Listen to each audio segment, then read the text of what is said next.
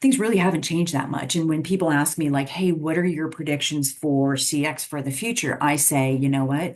And I've always said this is the crazy part. I've always said this is that companies need to focus on the basics.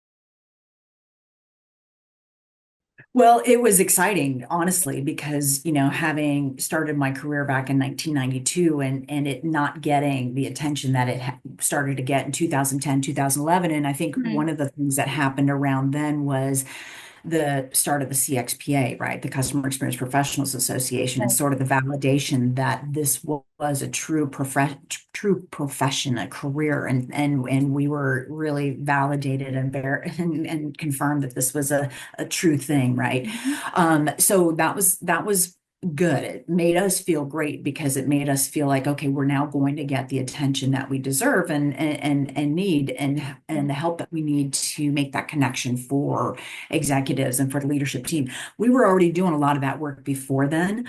And that was sort of the constant struggle for the prior, 17, 18 years before that. For me, is a lot of the work was really driven by how do we get the leadership commitment? How do we Yeah. get the culture in place to drive the work that we're trying to do here? So yeah, that turning point was really an important turning point for the discipline and for the profession to get out in front of things. So yeah, so that was very exciting. And I spent 6 or 7 years on the board of the CXPA, and I'm still a member today. I'm a certified customer experience professionals. We've got that certification, which again adds to the validity and drives careers in the field as well. So very exciting time. Here's the crazy thing for me is that I think we're still stuck in in the same mode that we've been stuck in for a very long time. And so I don't know that there's necessarily a true turning point, just really an evolution Okay. in how I think and how I approach as I learned and as I saw what was working and what wasn't. Mhm. I do think it is a problem that the experience is still stuck in in so many bad ways. And I'll give you an example. I walked out of the gym the other morning. I work out every morning. I walked out of the gym the other morning and just sort of reflected on some of the conversations that I'd had over the last few days about experiences that people were having. Okay. The gym, it's terrible. It's not clean. Mhm. It's the people, they don't open it on time.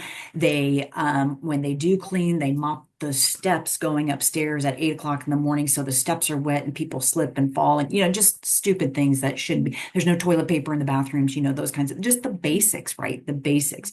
And then I have conversations with my kids about the restaurants and the businesses that they work at and some of the things that are really frustrating in terms of the employee experience and broken processes and poor training and those kinds of things, where it made me just reflect and say, you know what, things really haven't changed that much. And when people ask me, like, hey, what are your predictions for CX for the future? I say, you know what, and I've always said this is the crazy part. I've always said this is that companies need to focus on the basics, right? The Yes, basics. And absolutely. instead, they get wooed by, AI and the next shiny object, whatever it is. And they really still just need to focus on the basics. And the basics are getting leadership commitment, getting the culture right. The culture is the foundation, focusing on your employees and making sure that they have what they need. So still very frustrating where we are with Mhm. customer experience today, even though we saw that sort of turning point that we talked about, 15 years ago, but it's not progressed as much as it should at this point.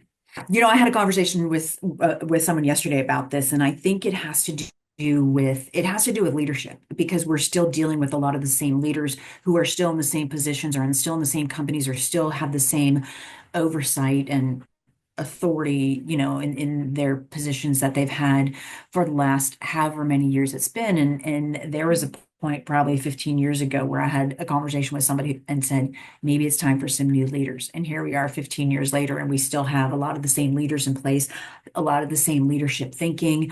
I also think that when it comes to education and the things that are happening in the universities and colleges today, we're not talking about how important it is for leaders to put their employees first and Right. put the customer at the heart of the business and those kinds of things. So I think that's a factor as well for new leaders coming out of colleges and universities today, that's such an important part of business, but we're not focusing on that. There's research too that shows that, leaders say that employees and the employee experience are a priority. Well, who wouldn't say that, right?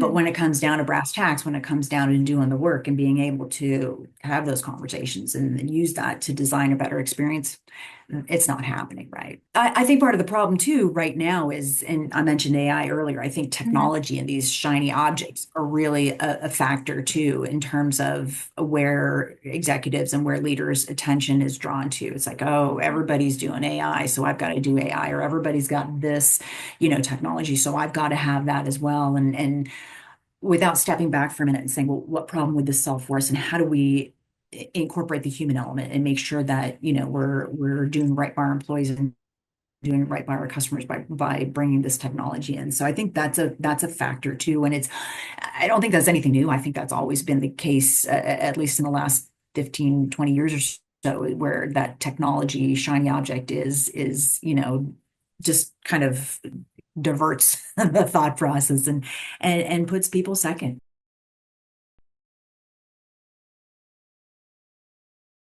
I have a very recent example, but I have an older example. I love sharing this one, which is with my insurance company, where I had a question about a claim, and I went to the app on my phone and submitted a question, Hmm. and the app took me to the website a website where I was supposed to fill out some more Yes. details. Hmm. And then when they responded to me several days later, of course, here we all are about instant gratification, but that didn't happen. When they finally responded to me, they sent me an email with the PDF of a fax My attached. God.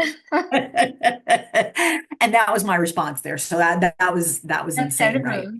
Hmm. Yeah, that was a couple years ago. A more recent one is I'll just throw out the name Walmart. Walmart, I use their app to do my grocery shopping, and I had a return a couple of weeks ago. This was about 2 weeks ago. And so I went onto the app to my order and I clicked start a return, and I Right. selected the item, and it gave me options of what I wanted to do. And I'm like, yay, they've improved the app. This is way further than I've gotten in the last year when I've ever needed to do a return.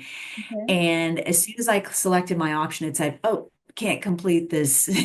I can't complete this transaction here. You need to call the 800 number. So then you call the 800 number, and they have no clue what you're trying to do, Mm. because we're not omnichannel. So we haven't seen that Annette has been in the app trying to make a return or has started a return but just can't finish it there. So we have to go through everything all over again, and then give them your order number, give out like all the information that they should have like right up in front of them, because I'm calling like an hour after the order was delivered. Mm. And then, yes, you'll get your refund. Well, a week later, I still hadn't seen a refund, which normally I'll at least get an email confirmation right away saying your refund is being processed. Right. So I called, go through the whole process again. I have to Mm. call and say, I don't see the refund, and where is it? And all that. So very frustrating, not omni-channel. I've complained about the Walmart app several times on social media.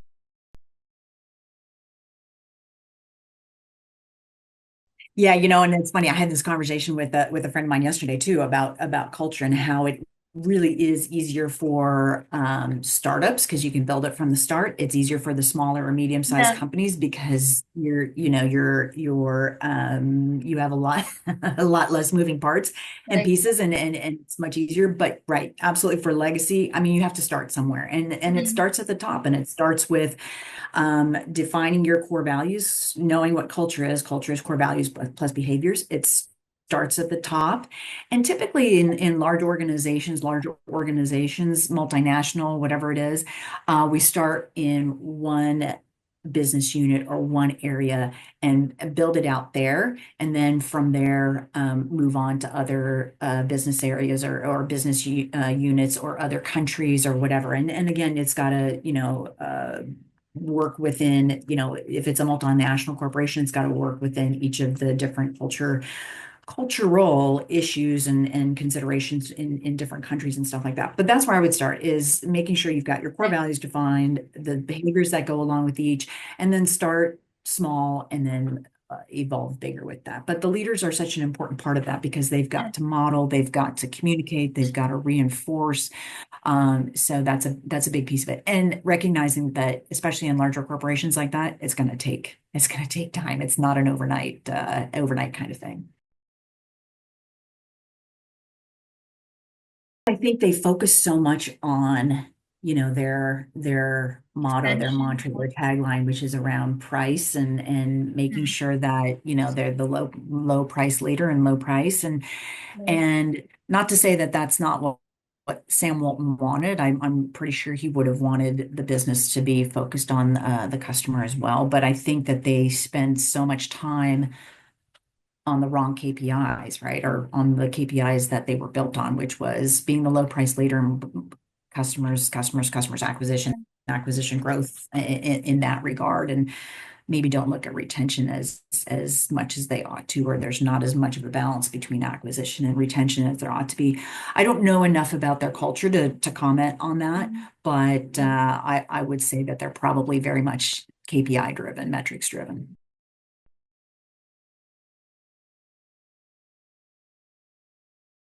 Is part of what we talked about earlier, which is the recognition that employee experience drives the customer experience, and that culture is the foundation. Culture is that precursor to a great employee experience. And so I think that piece is missing. I think we focus too much on, this is going to sound weird, but we focus too much on the customer and the customer piece when we need to dig deep and take a step back and look at what's happening inside the organization. I joke and say, for the longest time, we were like all about outside in when it comes to improving the customer experience, when it's really, there's a lot of inside out as well. And that inside is making sure we've got the right culture established, and then making sure that employees have what they need to serve customers the way that they deserve to be served.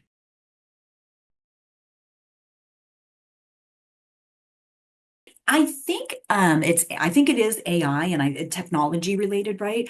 I think what excites me is the possibilities and the ways that technology, whether it's AI or whatever it is, Mhm. um, really facilitates a better experience for both employees and customers. But I worry because of the culture. Again, we shouldn't just implement technology or AI for the sake of implementing Yeah. technology. I mean, we need to make sure that we put people first and we identify what problems it solves. I think we have so many times when, you know, when leaders bring this new technology in and employers are like, what what is this? Why do we have Mhm. this? What is this? And instead, it needs to be the other way around. What problems are employees having? What problems do they need to solve? And how Yeah. can we do that with technology, new technology? So I think those are some of the worries that I have. And I think also the rush that goes with trying to get this new technology in place without really understanding the why or the what for. So yeah, but I agree that it's really exciting because there are some amazing possibilities in the future.